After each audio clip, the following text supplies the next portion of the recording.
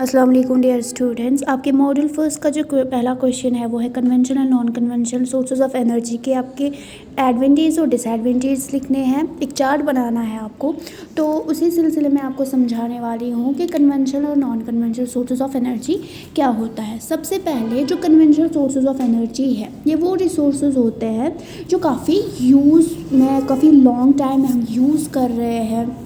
जैसे लकड़ियाँ होती है, फायरवुड है, जैसे फॉसल फ्यूल्स है, कोल है, पेट्रोलियम है, नेचुरल गैस है, इलेक्ट्रिसिटी है, चाहे वो हाइड्रो हो या थर्मल हो। ठीक है, तो हम उसको बहुत टाइम तक यूज़ कर रहे हैं या टाइम से यूज़ कर रहे हैं। Non conventional sources of energy वो सोर्सेज ऑफ एनर्जी है जो हाल ही में हमने इनके एज ए अल्टरनेटिव यूज़ किए हैं, यानी जो फॉसल फ्यूल्स है उनकी काफ़ी शॉर्टेज रहती है एज यू नो, क्योंकि कोल को पेट्रोलियम को बनने में बहुत टाइम लगता है। तो जो कन्वेंशनल सोर्सेज ऑफ एनर्जी है इनका जो हम रेगुलर यूज़ करते हैं, ठीक है, जनरली जो हमें नेचर से मिलता है, लिमिटेड स्टॉक होता है इनका। ठीक है, तो कन्वेंशनल सोर्सेज ऑफ एनर्जी जो है इसमें ये वो सोर्सेज ऑफ एनर्जी है जैसे कि हम यहाँ पे फायरवुड का इस्तेमाल कर रहे हैं, हम कोल का यूज़ कर रहे हैं, काउडंग का यूज़ कर रहे हैं, ठीक है, या पेट्रोल का यूज़ कर रहे हैं, या इलेक्ट्रिसिटी या नेचुरल गैस का यूज़ कर रहे हैं। तो इनसे हमें क्या मिलती है? इनसे हमें मिलती है एनर्जी। ठीक है, अब यहाँ पे हम लोग एनर्जी लेते हैं, जैसे फायरवुड से हम हीट लेते हैं, इसे हम खाना भी पका सकते हैं। कोल से भी सेम चीज़ होता है, इसे हम हीट लेते हैं, इलेक्ट्रिसिटी उठाते हैं। तो ये सारे हमारे फ्यूल होते हैं, फूड भी तैयार होता है, एनर्जी भी हमें मिलती है। जैसे कोई हमारी बैटरी हमें चार्ज करना होता है, उसके लिए हमें इलेक्ट्रिसिटी चाहिए, या हमें लाइट चाहिए, या हीट चाहिए। तो ये सारी चीज़ें हमें यही प्रोवाइड करती है। तो these are the conventional sources of energy. तो सबसे पहले जैसे हम अगर बात करें कन्वेंशनल सोर्स ऑफ एनर्जी में, तो जैसे कोल की बात यहाँ पे की जा रही है पहले। तो कोल जो रहता है वो उसे ब्यूरीड सनशाइन कहा जाता है। क्या कहा जाता है? Buried sunshine. यानी इससे हम क्या लेते हैं? इससे हम इलेक्ट्रिसिटी लेते हैं। एंड ये जो कोल है ये यूं ही तैयार नहीं होता है, ये अर्थ के क्रस्ट के अंदर ड्यू टू कंप्रेशन और प्रेशर जो मतलब रहता है अर्थ के क्रस्ट के अंदर। अगर आप जाते हो, आप जितनी खुदाई करते हो वहाँ पे क्या रहता है? प्रेशर रहता है, टेम्परेचर ज़्यादा रहता है, तो वहाँ पे कंप्रेशन ज़्यादा होता है।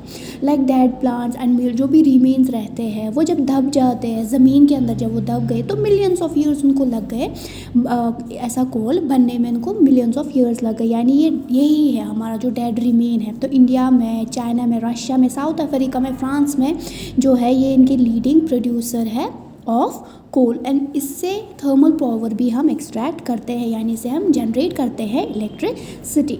अब यहाँ पे जैसा कोल होगा, यानी on the basis of age, वो कितने एज में बना है, चाहे 100 मिलियंस ऑफ ईयर्स में बना है तो वो अलग तरीके का कोल होगा, 200 500 मिलियंस ऑफ एज में बना है, यानी जितना लेवल ऑफ कंप्रेशन में वो रहा है। मानो आप थोड़ा 100 सेंटीमीटर नीचे जाओगे तो अलग कंप्रेशन रहेगा अर्थ के क्रस्ट का, उससे डीप जाओगे तो अलग कंप्रेशन रहता है। जितने कंप्रेशन में वो रहा है वो कोल, तो वैसे ही वो फॉर्म होता है। यानी कोल के भी अपने किस्म होते हैं, जितने लेवल ऑफ कंप्रेशन पे वो रहता है, जैसे कि लिग्नाइट कोल है, बिटुमिनस कोल है और एंथ्रासाइट कोल है।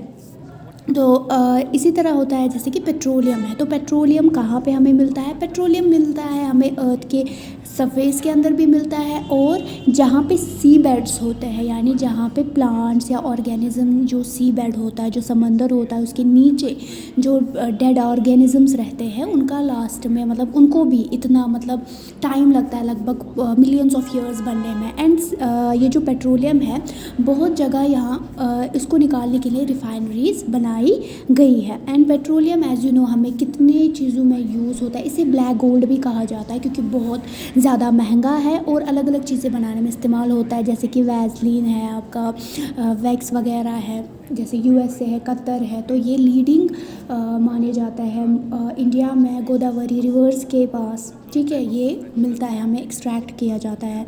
या नेचुरल गैस भी सेम जगह पे, यानी जहाँ पे पेट्रोलियम मिलता है सेम चीज़ या सेम जगह पे हमें नेचुरल गैस मिलता है। अब यहाँ पे मतलब ऐसा क्यों है?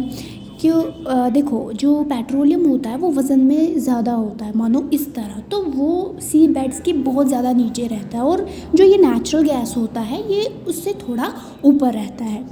उसी तरह जो ये हमने अभी कन्वेंशनल सोर्स ऑफ एनर्जी पढ़े, मैंने आपको तीनों के बारे में मैंने आपको बताया, लेकिन यहाँ पे आपको पता है कि ये लिमिटेड है, तो उसके लिए हमने नॉन कन्वेंशनल एनर्जी का यूज़ किया है, जैसे कि सोलार एनर्जी है।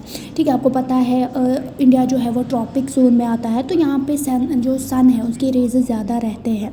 ठीक है, तो यहाँ पे हम सोलार एनर्जी से, जैसे सोलार पैनल्स लगाते हैं, आपका जो इन्वर्टर वगैरह आता है वो सोलार एनर्जी से चार्ज होता है, फिर हमें इलेक्ट्रिसिटी देता है। ठीक है, उसके बाद कोई हमारे पास सोलर गैजेट है, जैसे कि बैटरी वगैरह है, कैलकुलेटर्स आपके जो है वो सोलर आए हुए हैं, ताकि सोलर एनर्जी से हम ज़्यादा जो चीज़ें हैं वो एक्सट्रैक्ट करें।